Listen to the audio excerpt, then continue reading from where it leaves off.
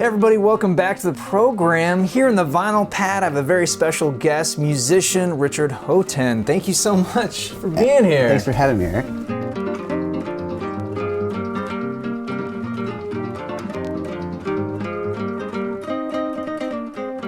So we're talking about your new record here, as well as some of the other things that you do. Yeah, I brought all sorts, kind of digging through my house this morning and could see what I could find, and I brought some holographic records and what's cool is that not only are you a musician, but you are sort of a tradesman of sorts, where you actually cut records. Yeah, I learned to cut records to basically put out my own music, and then when I started doing it more and more, I started doing it for other people. And then I just realized that I actually really love the process of making records. And so, yeah. Perfect. I actually brought one of the Stamper. I did a new one, which is cool. This one isn't the same. It's more of a... oh, wow. Yeah. So this is more of like a distorted prism. And... almost reminds me of engine turning. Yeah. Yeah. And this one's really... So that's what the Stamper looks like. Oh, my gosh. Oh, here. This is the test press. So it's kind of wacky. It's like you kind of see. Oh, you went with clear. That way it that's great. That's a smart choice. Because I wanted to be able to look through it and distort it. I don't have any of my liquid records because I sold them. Oh wow, so you made this. I made that, yeah. Wow. It's a liquid record and it's only one-sided and it was just a prototype. But I was kind of looking for... oh yeah, okay. And it's super noisy. It was I had a nail in my wall and it was sitting on the wall, and I was at home earlier today going oh, I should bring over some records, and I saw that and I was like, oh, and I played it and I was like, oh, it works, it plays pretty good still. This is a few years old, I think. I was totally dedicated to just cut my own records, and then when I started doing it, friends would say, oh, you cut my record, and I was like, yeah. And then I was cutting so many records, lathe cutting, that I didn't have time to make my own music. Oh no. Yeah, I was like, and really that's, making music is my number one joy. Yeah. And I love this aspect of it, but I started becoming a machine where I was like, oh man, I feel like I'm working in a factory just cutting record after record after record. And I was like, and then I really saw the benefit of cutting a good master and getting it pressed. The hard part about that is it's expensive to press a record, and if you can't sell 100 records, then you're not going to make your money back on the investment. So many people lose money when they're pressing a record. It's almost one of these things where it's rare to actually make your money back. You never think about it when you're an artist, when you first make a record, because you think about, oh, it's going to be this much money to press a record. And then you're like, oh, got to make the jackets too. And the jackets cost just as much as the record to make generally. Wow. And then you do a gatefold. So I think it's helpful for people that buy records to know that a lot of the artists aren't even really making money when they release a record.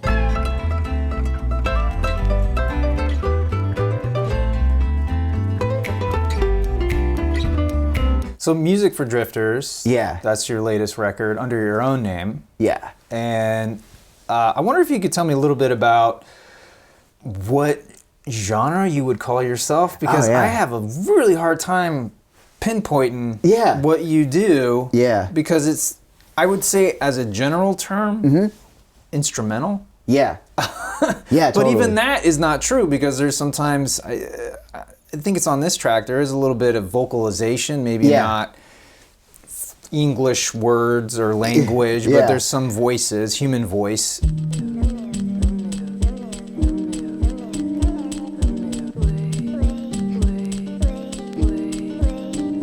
And I think sometimes I get the idea of bossa nova, Latin, but I think that has more to do with the fact that I think a lot of your work is on a classical nylon string guitar, so that lends that sort of quality, even though you're not beholden to those tropes. You're not trying to make a bossa nova sound. It's just I associate that with that kind of guitar. Totally. After a while, I just gave up, and I just started to enjoy the music, because I feel like each track is very different from the last. I think it's a good question. I'd say it's instrumental, or organic collaged, folk music.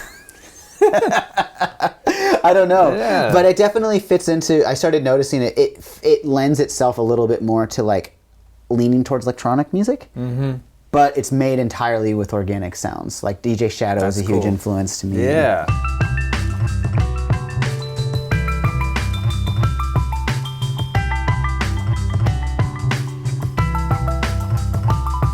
The way I make the music is it's all found sounds generally. So like the drums and everything are just like I walk around the house and like hit pans and boxes and make like drum beats that way. And, okay. Yeah, and so and a little then bit of stomp. Yeah. Okay. A little bit of stomp, and then your wife's like, "You better be cleaning." Yeah. I'm like, I found this awesome sound when I clean the ground. Yeah, and I mean, to me, that makes like. I mean, it's the funniest thing. I was always like, when I first started making music, I'm like, I want to be a sound farmer. Like, I would like the idea. Yeah. And people told, and then I started learning about like music concrete, which is like essentially like working with found sounds and already recorded. Number 9. Yeah. So it's like I have this like musical collage. You know, like musical collaging is how I see it.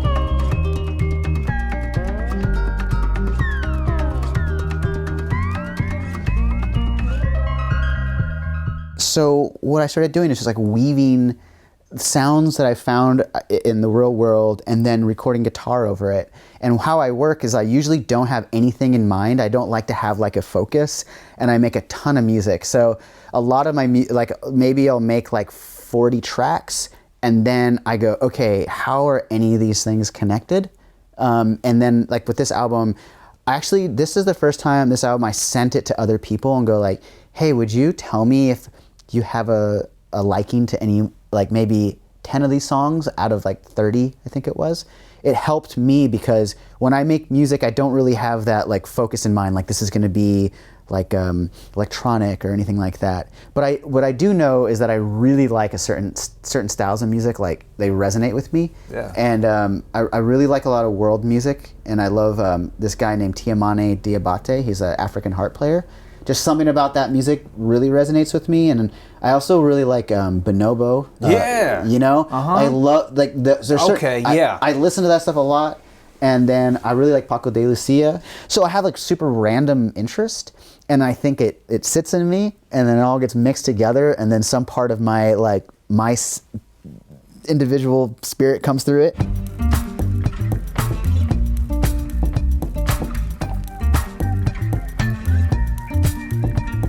How's that different than a Cosmic Gift? Oh, so a Cosmic Gift is driven by like my friend Brandon's drum breaks. So a Cosmic Gift is a lot more leaning towards like electronic music and like drum and bass, a little bit darker and experimental, and but yeah, and so that's the difference between that stuff. And there's definitely overlap between both of our music.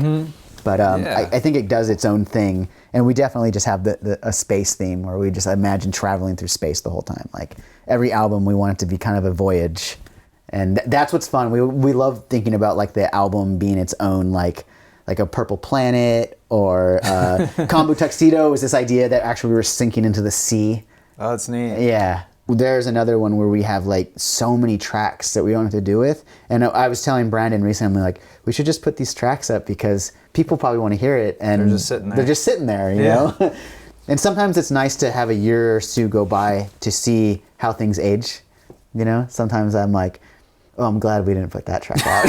And then sometimes I'm like, why didn't we put this track out? Yeah. Like, we should have, this was really cool, you know? That's the hardest thing for me is when I make music is not knowing, like, is this, I need to wait a while before I know how I feel about it. Sometimes if I put it out like too soon, it's just, it's fine, but sometimes I have no idea if I'm gonna like completely hate it later or go, oh, I'm glad I put that out, you know, or, oh, I mixed that really strangely, you know.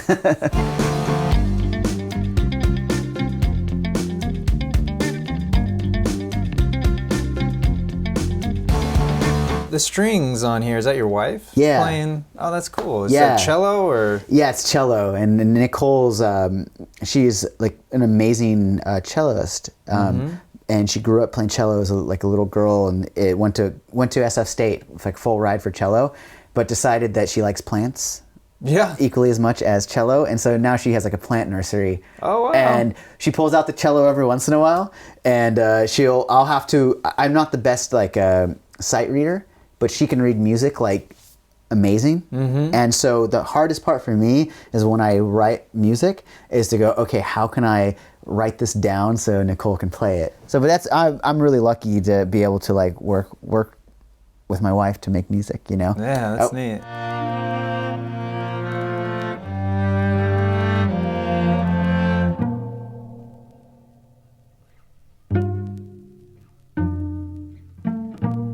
Recording to tape is a cool thing, you know. It's I've been recording my new music a lot to tape, like 4-track and stuff like that. Was this on tape? No, I no. Okay, I was just asking. No, it's a good question. Like I use electronic, like I use a lot of like synthesizers and record it all myself, but I used Ableton to make all of this, and that seems to be like the go-to. It's amazing, like what you can do. Yeah, like versus Pro Tools. Yeah, like Pro Tools is pretty cool, but as far as like Ableton has kind of like it's like its own musical instrument to me. Oh, cool. Okay. Yeah, but working with tape, what's cool about it is it strips it down and makes things simple. So with like a DAW, like inside the computer in Ableton, there's a million things you can choose from. So there's definitely a really beautiful point of going like, oh, I have 4 tracks, you know, and I can't edit it.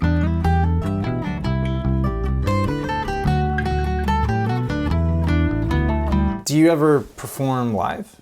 Should.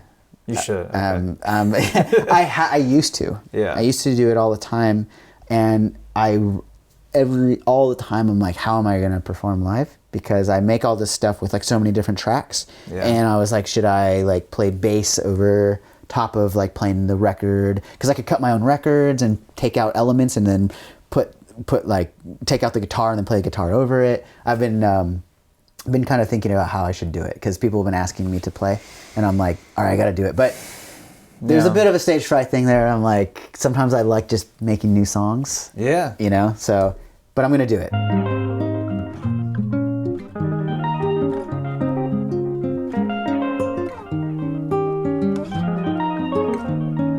Any interesting stories or like a concept or anything you want to tell me about the record that it may not be apparent?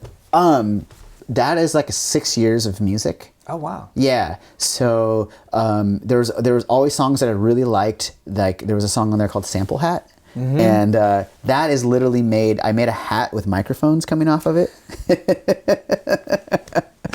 and then so I had these like noise canceling headphones, and I plugged it into my portable recorder, and these things like hyper realized like outward reality. So you put this hat on and you have these ear canceling headphones and you're like hearing birds and trees, and I was like, this is crazy. So that beat in that song was me like just like throwing like coins out into the distance and stuff and like tearing paper in front of me. And so that was kind of a cool one, and that's why it's called Sample Hat.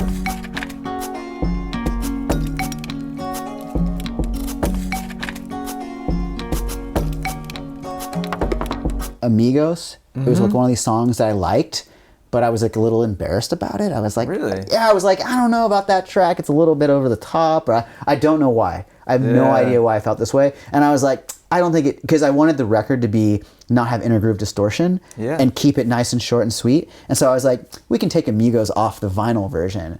And then when I put it out like on Spotify, that was like by far the most popular song, and I was like, oh dude, like, and I really like it, man. But it's just funny. I just think that's interesting how people view their own work, you know, sometimes. And that's why I made this one. I put Amigos on here. Oh, cool. Okay. Yeah, I was like, I gotta put it on the record.